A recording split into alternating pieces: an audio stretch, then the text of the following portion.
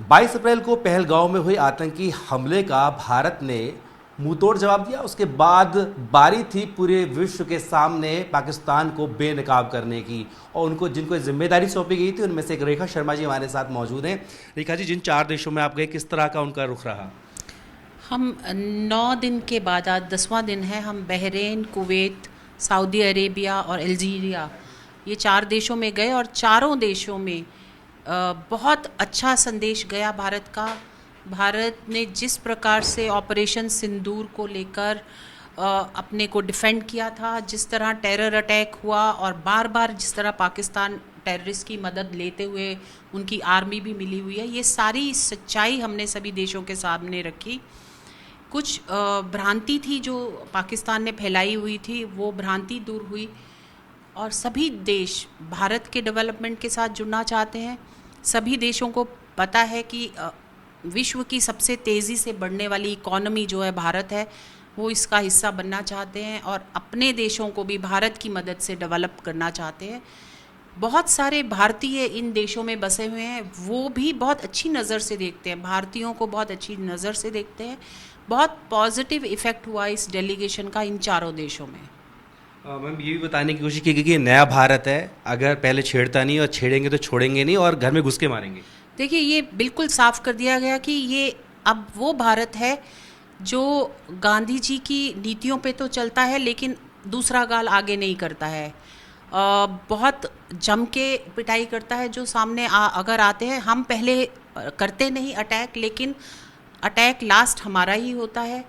और ये भारत वो है कि जो चुपचाप बैठने वाला नहीं। और अगर अब ये ऐसा कोई टेररिस्ट अटैक भारत पर हुआ तो एक्ट ऑफ वॉर माना जाएगा अगेंस्ट द कंट्री। और हमारे माननीय प्रधानमंत्री ने ये साफ कहा है कि operation Sindoor is going on, मतलब ये ख़त्म नहीं हुआ है। अगली ऐसी कोई भी गलत स्टेप पाकिस्तान ने लिया तो उसको मुंह तोड़ जवाब दिया जाएगा। पाकिस्तान ने बरगलाने की कोशिश की और कुछ ऐसा धुंध भी बनाई। लगा है कि आपके लोगों के जाने से, बात करने से वो धुंध साफ हो गई है? बिल्कुल, क्योंकि पाकिस्तान ने बहुत गलत एक भ्रांति फैलाई हुई थी कि हमने ऑपरेशन में ये किया, जो कि उनके पास कोई प्रूफ नहीं है। और ये हमने लोगों को बताया कि आप उनसे अगर प्रूफ मांगेंगे तो वो व्हाट्सएप का हवाला देंगे, उनके पास कोई प्रूफ नहीं है। जबकि हम सारे प्रूफ लेके गए थे जो हमारे अटैक हुए। और ये साफ कहा गया कि भारत पीसफुल देश है, लड़ना नहीं चाहता, लेकिन अगर कोई गलत स्टेप लिया तो छोड़ना भी नहीं चाहता।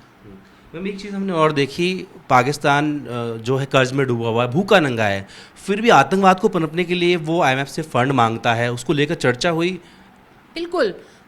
हमारे बहुत सारे डेलीगेशन के मेंबर्स ने बोला कि इनको ग्रे लिस्ट में डालना चाहिए और इनको फ़ंड नहीं मिलना चाहिए, क्योंकि वो फ़ंड जो उनको डेवलपमेंट के लिए मिलता है वो टेररिस्ट के डेवलपमेंट में जाता है। इसलिए अभी भी पाकिस्तान ने रिसेंटली इस पूरी घटना के बाद ये कहा था कि टेररिस्ट कैंप्स को फिर से सपोर्ट करेंगे और खड़ा करेंगे। तो इससे पता चलता है। और कल ही उनके एक पंजाब के जो स्पीकर हैं उन्होंने कहा कि ये जो टेररिस्ट के साथ मिलकर पाकिस्तान आर्मी ने लड़ाई की है। तो इससे साफ पता चलता है कि ये टेररिस्ट मिले हैं, इनको फंड्स नहीं मिलने चाहिए, ये डेवलपमेंट में नहीं यूज़ होते और ये इंडिया के अगेंस्ट यूज़ होते हैं। ये बात सब देशों के सामने रखी गई। जो आप लोग बाहर थे तो एक कीर्तिमान और स्थापित किया देश ने, अर्थव्यवस्था के मामले में बात करें चौथे नंबर पहुंचे, इसको लेकर भी कोई बातचीत हुई? जी, सभी देशों में सबको पता था। हमारे से बोलने से पहले उन्होंने अपनी बात रखते हुए ये बोला कि भारत अभी अभी चौथे नंबर पर पहुंचा है और हम इसकी डेवलपमेंट का हिस्सा बनना चाहते हैं। सभी को मालूम है कि भारत आज दूसरे देशों को भी डेवलप करने के लिए खड़ा है। तो मुझे लगता है सभी दोस्ती का हाथ बढ़ाना चाहते हैं भारत के साथ। मैम, आपका संवाद भी काफ़ी चर्चा में है, गाने की बात है, अगर आप कुछ गुनगुनाना चाहें तो। देखिए, वो जो गाना है वो एक अल्जीरिया में बहुत भारतीयों के साथ जुड़ा हुआ गाना है। अगर वो किसी इंडियन को देखते हैं तो वो गाना गुनगुनाने लगते हैं। नहीं, वो बस इसलिए गाया गया और ये बड़ा गलत तरीके से दिखाया कि हम, ऐसा नहीं था। एक भारत की डिप्लोमेसी की बात हो रही थी, कल्चर की बात हो रही थी। तो उनमें से जो डेलीगेशन उनके मेंबर थे उन्होंने कहा कि हम ये गाना बहुत पसंद करते हैं हमारे देश में, अगर आप में से किसी को आता है तो। फिर मैंने इसीलिए 2 लाइनें गा के सुनाई, क्योंकि वो हमारी फ्रेंडशिप का एक गाना है, बिल्कुल, दोस्ती का संवाद का गाना तरीका था। दोस्ती का गाना है। अल्जीरियन लोग बहुत पसंद करते हैं अगर आप अभी गुनगुनाना चाहें तो। नहीं, thank you so much, thank you. अभी देखिए मुंह तोड़ जवाब दे दिया सैन्य कार्य, कूटनीतिक देख लिया, अगला कदम भारत का क्या होना चाहिए पाकिस्तान के खिलाफ?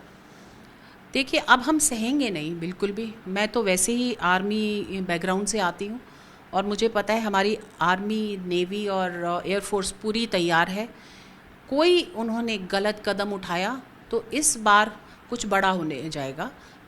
ऐसे हम चुप नहीं बैठने वाले। बात के लिए शुक्रिया। तो डेलीगेशन का पार्ट थे और साफ तौर पर विश्व को ये बताया कि हम गांधी जी के आदर्शों को तो मानते हैं, लेकिन जब बात हमारे अस्मिता पर आए तो हम उसका मुंह तोड़ जवाब देने से भी पीछे नहीं हटते। वीडियो से होगी राजू यादव के साथ जितेंद्र भाटी, टीम भारतवर्ष, दिल्ली।